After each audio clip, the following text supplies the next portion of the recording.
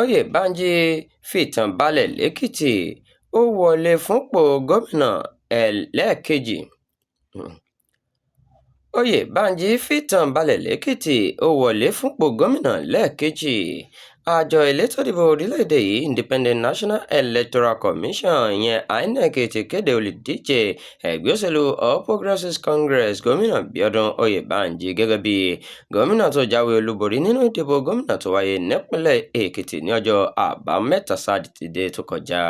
Gómìnà Oyèbánjí ẹni tí wọ́n tún dìbò yàn lẹ́ẹ̀kejì lẹ́yìn tí ó kó ìbò tó pọ̀ jùlọ ó gba ìbò tó lé ní 1,300 nígbà tí olùdíje ẹgbẹ́ òṣèlú PDP Olúmáyọ̀kún Olúyìdé gba ìbò tó lé ní 40,000 tí olùdíje ẹgbẹ́ ADC Dáre Bèjìdé sì gba ìbò tó lé ní 12,000 káàkiri àwọn ìjọba ìbílẹ̀ 16 nípínlẹ̀ náà.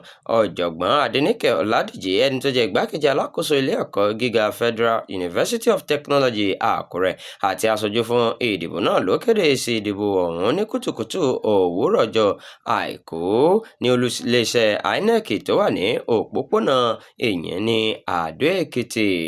Lẹ́yìn ìkéde èsì ìdìbò náà, gómìnà Bíọ́dún Oyèbánjí dúpẹ́ lọ́wọ́ àwọn olùdìbò fún àtìlẹ́yìn wọn.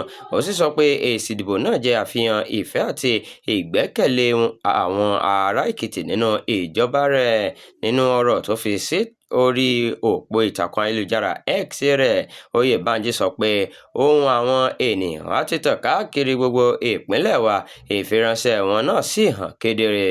Ó tó sọ pé inú òun dùn gidigidi pé òun borí ní gbogbo àwọn ìjọba ìbílẹ̀ 16 ti ìpínlẹ̀ náà tó sì ní tó dá ìdá 95 nínú ọgọ́rùn-ún ìbò gbogbo ènìyàn láti àwọn ìlú ńlá wa títí dé àwọn agbègbè tó jìnnà jùlọ.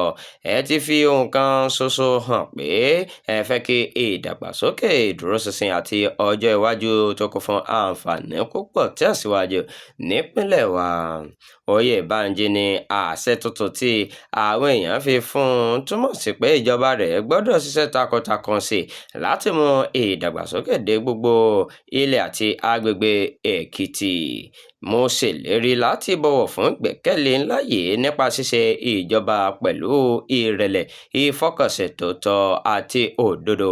Ẹ ṣé púpọ̀ Èkìtì kété fún àtúnyàn mi sí ọ́fíìsì.